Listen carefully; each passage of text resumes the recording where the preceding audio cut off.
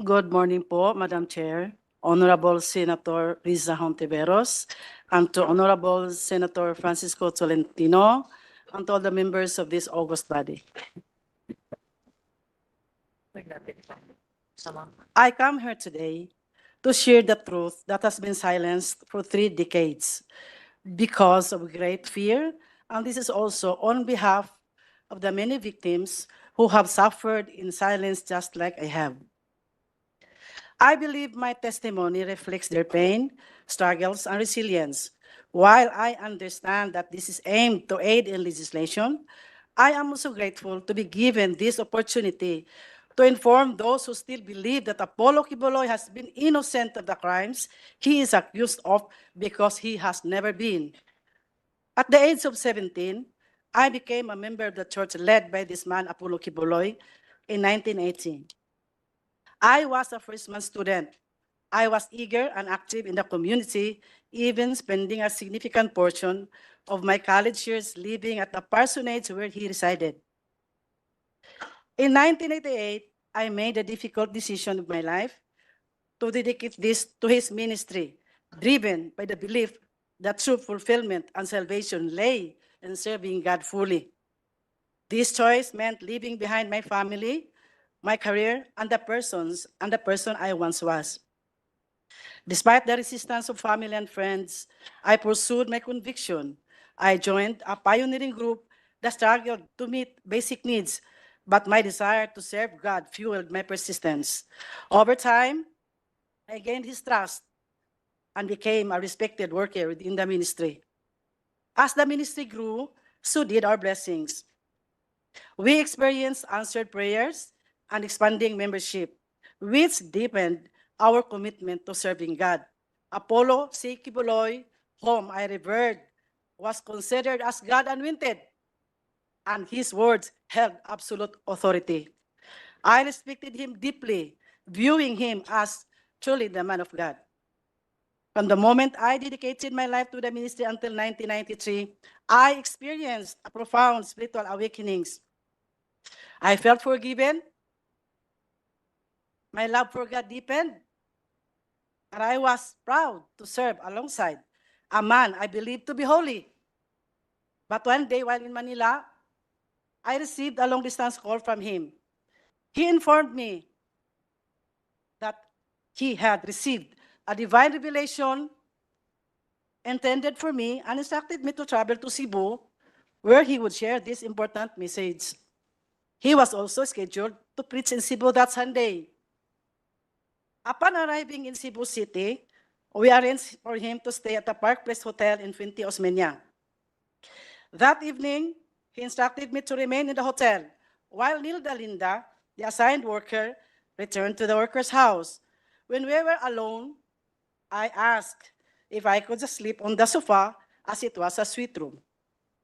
Instead, he insisted that I would sleep beside him and even said in Bisaya, compatible gyud taging kay parehas man og color ang atong suot. Translated, we are compatible because our outfits were of the same colors. I was wearing red pajamas with white dots, while he was dressed in a red t-shirt and white pants coincidentally. His words made me feel uneasy and quite nervous, and I saw a different personality in him. But I was quick to dismiss that unusual feeling. And because I had previously witnessed Ingrid Canada or ICC, Teresita Dandan, TTD, and Velina Salinas slept in his room alternately, it led me to believe that it was just normal and harmless. Moreover, we had been conditioned to suppress any negative thoughts about him.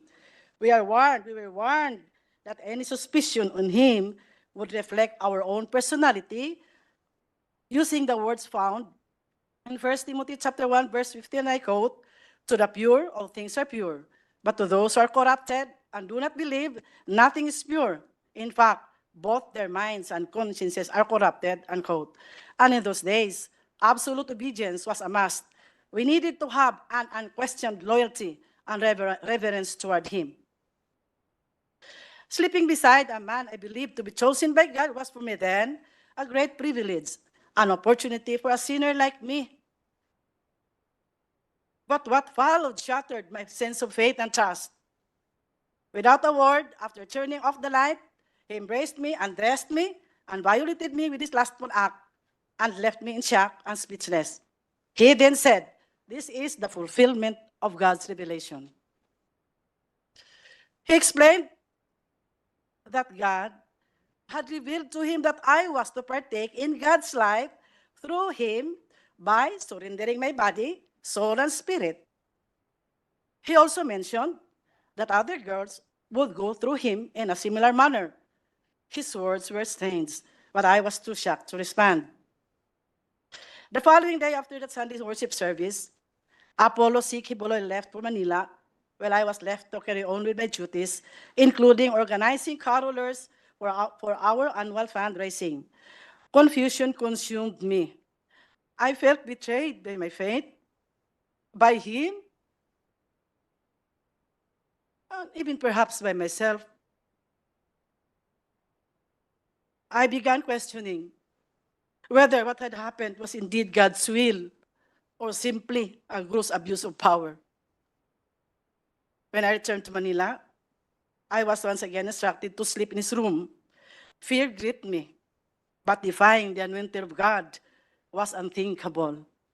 We had been taught that such disobedience would invite a curse.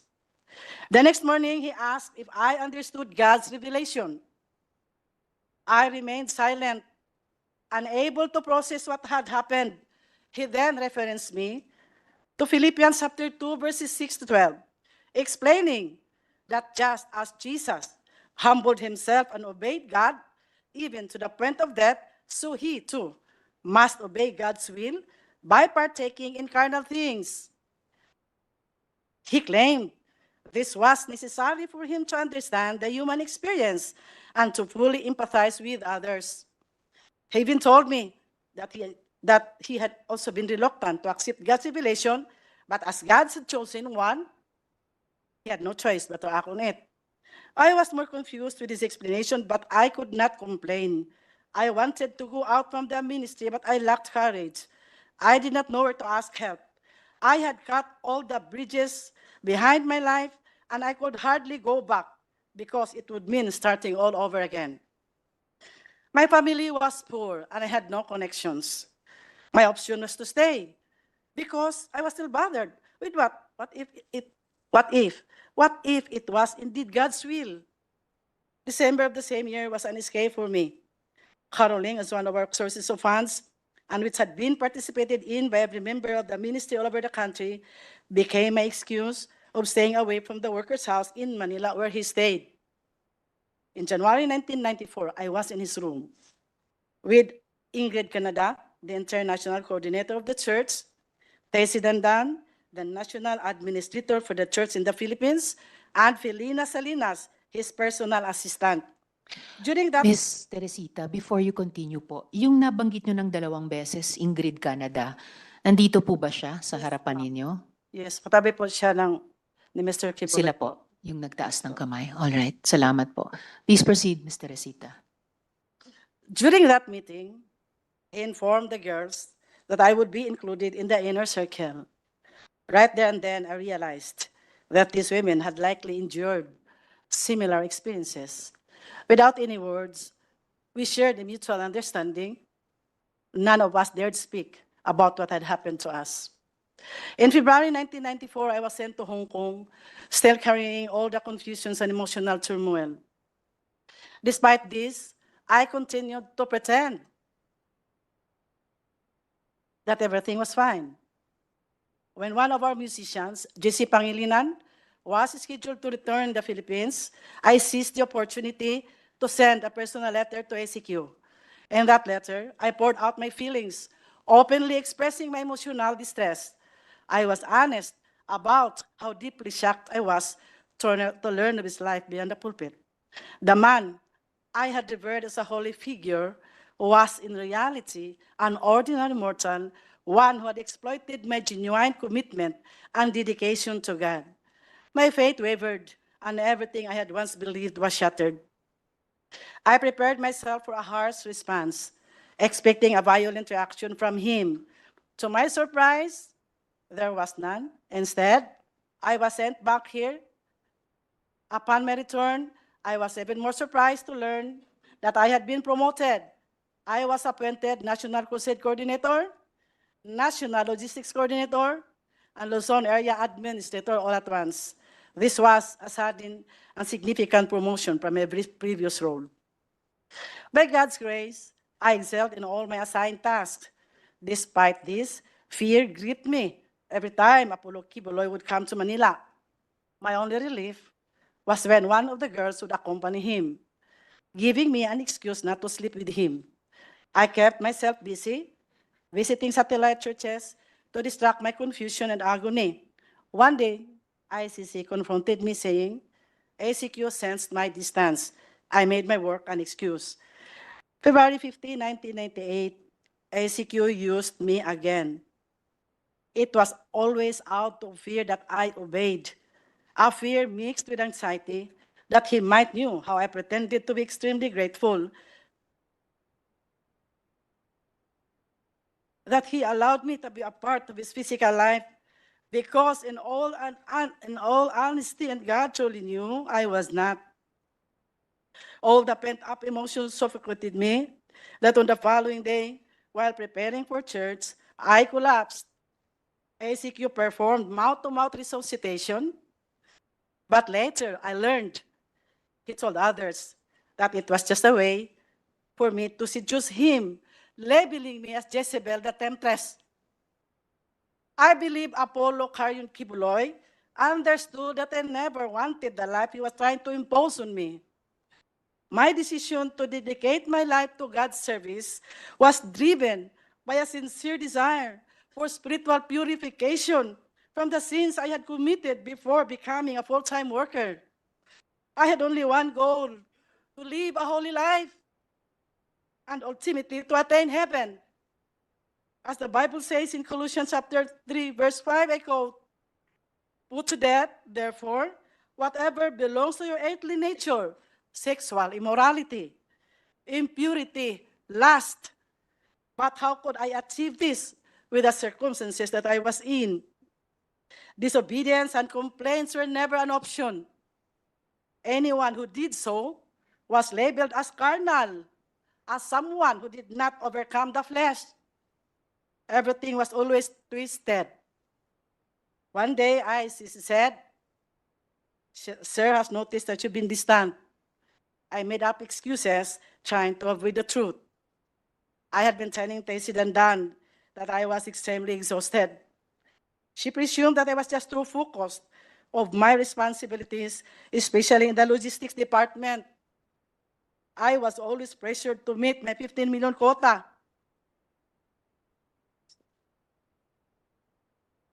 Every December on caroling season, if ever the sense that there was really something wrong with my belief, I was instructed to prepare my documents for my USA visa, and I believe realization came later when I already left from his group, that it was also to distance me from the workers and members here, that I might be able to tell his dark secret. I never wanted to go to America because inside of me were unresolved spiritual issues, confused mind that bothered me always. But my visa was approved.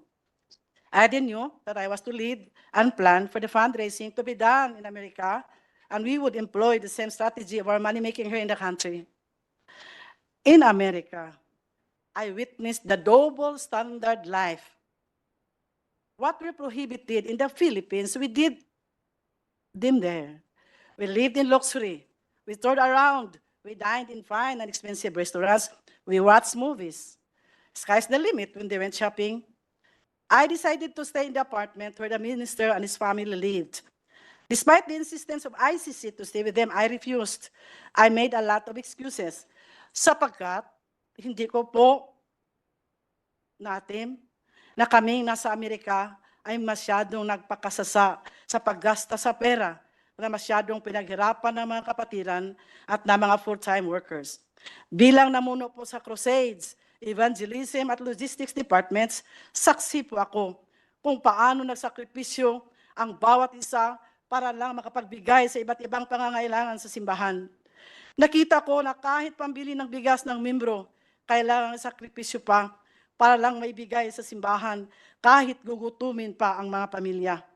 Nasaksihan ko po na kahit last centavo para pamasahe, kailangang ibigay pa rin. Bahala nang maglakad papuntang simbahan ang mga mahihirap na membro. Hindi kinaya ng aking konsensya ang double standard life. Maraming workers ang napalo dahil sa panunood na ng sine, pero kami sa Amerika, halos linggo-linggo nanood ng sine, bawal sa amin ito dati. Naghirap ang maraming workers at members sa pagkaruling at pagsulisit sa bawat tao sa lahat ng dako dito sa ating bansa. May namatay, may na-aksidente, may nakulong, may mga na-rape pa na hindi na na-report. Dahil baka hindi paniwalaan at baka makapag-fasting pa dahil may kasalanan na itinago, kaya napahintulutang nangyari. Lahat may kota, di ba? Napakasakit po sa damdamin ko dahil ako po ang namuno sa mga fundraisings. After December season, ang mga members kailangang magtinda ng mga kakanin para maibigay sa mga pledges for Alay kay Kristo, building funds, love offerings, television pledges, tithes, and others. And when they could not provide for their own foods, they would just resort to fasting. Meron din pa akong quota, 10 to 15 million pesos to raise in the month of December alone. I organized the carolers nationwide to meet my quota. We recruited and trafficked our young people from Mindanao and Visayas to carol in the provinces of Luzon and in the national capital region cities. Marami pong estudyante na Nobyembre pa lang kailangan nang mag-absent sa paralan at ang iba hindi na nakabalik sa pag-aaral dahil inuna ang simbahan, inuna ang pagkaroling, inuna ang paghanap ng pera. But nobody questioned where our income was spent. Sa mga buwan ng Pebrero hanggang Oktubre, ang ibang workers na nasa logistics department, kailangan mag-solicit na naman throughout the country using the permits of the different associations. Pag-asa ng buhay, Children's Way Foundation, tulong sa may kapansanan, handog ng pagmamahal, pagdamay sa dukha, Shivers for Christ. The supposed income na dapat ibigay sa mga beneficiaries, sa mga nasabing associations, hindi naman talaga truthfully and honestly na ibigay. Only a little portion of the income was shared to the beneficiaries. Ang ibang workers naman, walang hinto sa pagtinda rin ng mga kakanin na may quota of 500 to 1,000 pesos a day, Monday to Saturday. Ito ang buhay ng mga workers na nasa logistics department. In America, they began to notice my indifference. ICC called my attention, stating there were reports from my assistant in the logistics department in Manila that I had secretly sent money to my family. Then, she informed me that ministers wrote letters to ACQ and reported that I tempted and fornicated with them during my visits to their satellite churches. I was so shocked to learn of the sudden accusations. I also wrote a letter and enumerated the real circumstances of my life with all the ministers I came in contact with in relation to our aggressive fundraising, being the National Logistics Coordinator. However, that was not enough. I was then forced to write a long letter of confession, making it appear that I was a sinner who committed all kinds of sins, including those I had committed before joining the ministry. I complied, believing that through this written confession, I would be totally forgiven from my old sins and burdens and be completely sanctified. In detail, I wrote everything I thought was considered sin I had committed from childhood until the present. I also implicated ACQ in my sins. It had the same tenor of the letter I wrote in Hong Kong in 1994. And this time, he was furious. Then ICC instructed me to revise my letter. I was told not to implicate ACQ and to state that I was the sole sinner and I was filthy. Upon realizing how angry ACQ was, I revised my letter out of fear and stated that I had sinned because I truly was filthy. In detail, I imagined scenes. Ms. Teresita, yung paulit-ulit yung binabanggit na ICC, sino po yun? Ingrid Chavez Canada Sila po. pa rin po. All right. Please In proceed. detail, I imagined scenes and I made it appear that I had committed them all. That was how stupid I was to obey and exaggerate my story. Just to appease the anger of our leader, Apollo Quiboloy, not knowing it would become my death sentence later. My exaggerated story was then distributed to all his leaders and ministers, and they believed I was filthy, I was pervert, and I was wicked, painting me as the sole guilty party, while ACQ remained innocent. Little did I know this confession would lead to my condemnation within the ministry. And Ms. Teresita, pag sinasabi nyo ACQ, sino po yun? Apollo Quiboloy po, All right. October 15, 1998. I was sent back here to receive a punishment through prayer and fasting in the guise of spiritual discipline. And the fasting they planned for me was beyond my imagination. It took me 7 months to suffer hunger and isolation in the mountain of Tamayong in Kalinan, Davao City. They placed me in a small, dark, elevated room beside a kitchen, separated only by a mat and walls. My bed was rough, made of uneven slabs, with exposed nails pressing into my back as I slept. I woke up this morning in pain, with no beddings, and the cold October nights left me shivering. I requested a blanket and a mat, but I was denied. Every day from 8 to 5 p.m., I followed a strict routine, regardless of the weather, enduring hunger and isolation. No one allowed near me, as I was labeled filthy and deserving of this punishment. Members were forbidden to speak to me. I was physically very weak and so depressed. I prayed that God would just take my life. Ilang beses po akong nanalangin na sana kunin na ako ng Panginoon. I started to question God and wondered if this was truly a divine process or simply human punishment. I asked myself, is this ACQ's way of retaliating because I rejected the life he imposed on me? It felt like vengeance and disguised as spiritual discipline. My only solace came from reading the Word of God from Genesis to Revelation over and over again. Every day was a struggle of faith. I struggled to believe that the process was still the perfect will of God for me.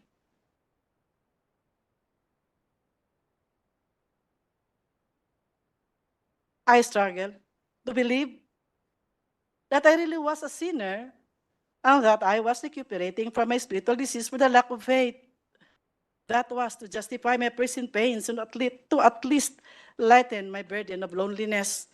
On January 8, 1999, I gave ACQ a resignation letter and I requested for a fare so that I can travel back to my home in my province. He did not approve my resignation letter. I pleaded to Ingrid, and like a child, I cried for help. But she remained untouched, telling me that it was a divine process. After that conversation, misery doubled. I had no money, and I was still physically weak, so there was no way for me to go out from the compound of the prayer mountain.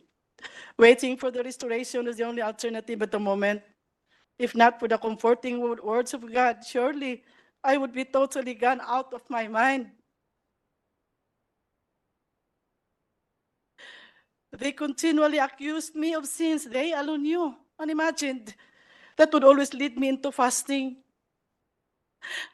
It eventually hardened my heart because I started to realize that the purpose of doing it was to totally break me down and to even slowly kill me.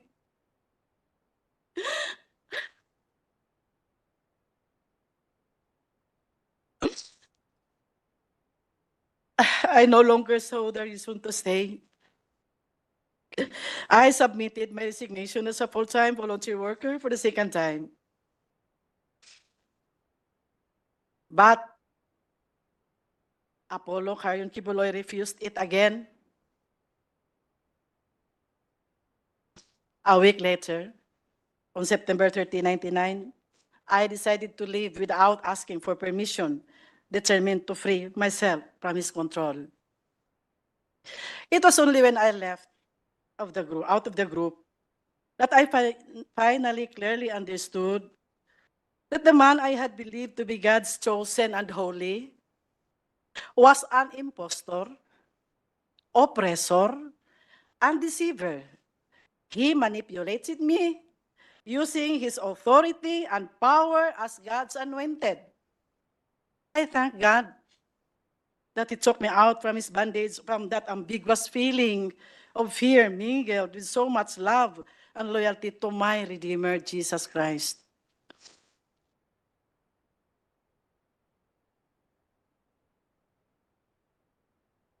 But He was not finished with me and did not stop terrorizing me. Alex Camia, his personal bodyguard, a full-time worker, once known to be a champion in gun shooting before he joined the group of ACQ, together with his team, kept coming to my place to harass me, serving a fake warrant of arrest to a minister who stayed in my house. This minister settled in my place after he was gunned down in Davao City but survived.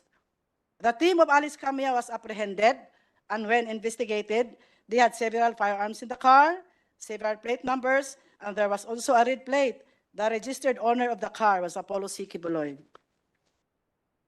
Because of their failure to serve the warrant of arrest, they blamed me for hiding the minister and filed cases against me of obstructing justice and grave misconduct and an act on becoming a public official. After that incident, I heard that Alex Camia was the suspect of the murder of an ex-worker who was shot down inside his home, and this ex-worker did not survive. I was scared to death when I heard this news. My option was to remain silent because killing could have actually happened when Camia and his group came to my place. There was also an ex-worker, Elsa Bolivar, who was a senior citizen, a woman shot dead while she was in her garden in Tagum City. I was so hysterical when pictures of her bullet-ridden body were sent to me because she had just visited me in my place before it happened. Fear consumed me, and I remained silent.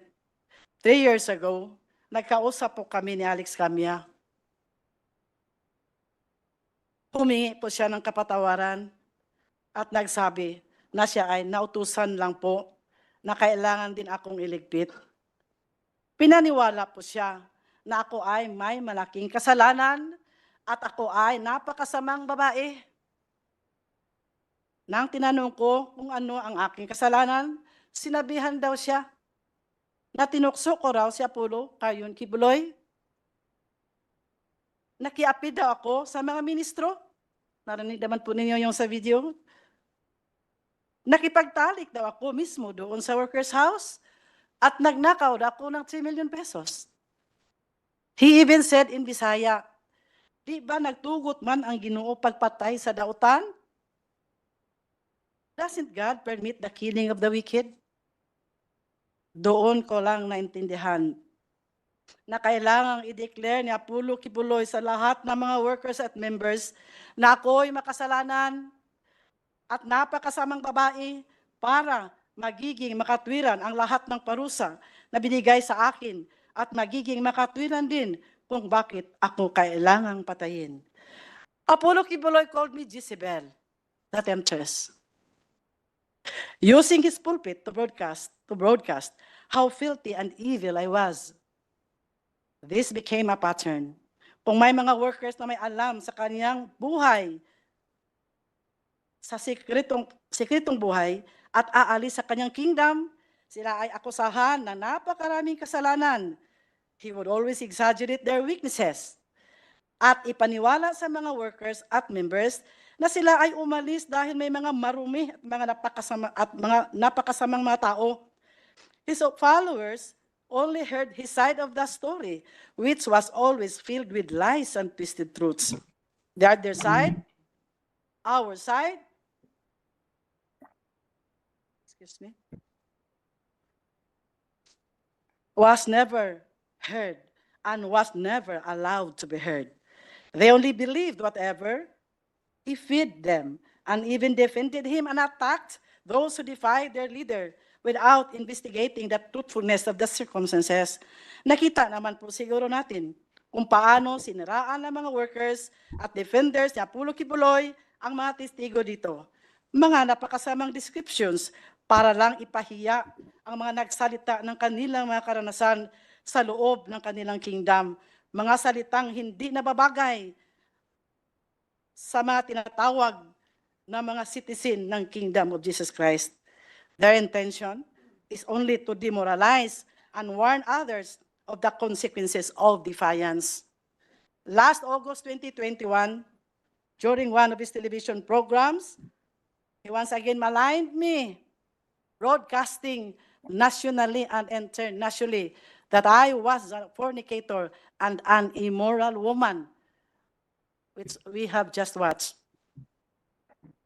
Madam Chair, I would like to remind Mr. Quiboloy to remember the biblical stories about the lives of King Nebuchadnezzar, King Sennacherib, and King Herod. All of them fell into the hands of the Lord. Nebuchadnezzar, you know that, was separated from his people and lived like a beast and ate grass for 7 years. King Sennacherib died a tragic death, murdered by his own sons. King Herod was struck by the angel of God, died, and his body was eaten by worms. Their sin was that they replaced God with themselves, considering themselves as gods and blaspheming the one true God. This is all, Madam Chair. Thank you. Salamat po, Ms. Teresita, sa testimonya mo. Kahit kailangan mong iyakan para basahin sa amin. Bago yung isa munang follow-up question ko sa inyo, gusto kong i-acknowledge yung presensya online ni Senator Cynthia Villar. Salamat, Senator Cynthia, sa pagdalo nyo. At ang Minority Leader, Senator Coco Pimentel. Salamat kaayo sa pagdalo. Kung walang opening statement si Senator Coco at si Senator Cynthia, bago yung interjection ni Majority Leader sa Department of Justice, isang mabilis na follow-up question sa ngayon, Ms. Teresita o Ms. Ging, Ate Ging, just for the record, guilty ba kayo dun sa mga krimen na inakusa sa inyo, yung pagnakaw ng 3 million pesos, yung pag-fornicate sa iba pang mga ministro? Guilty ba kayo sa mga iyon? Of course not. Alright, salamat kaayo.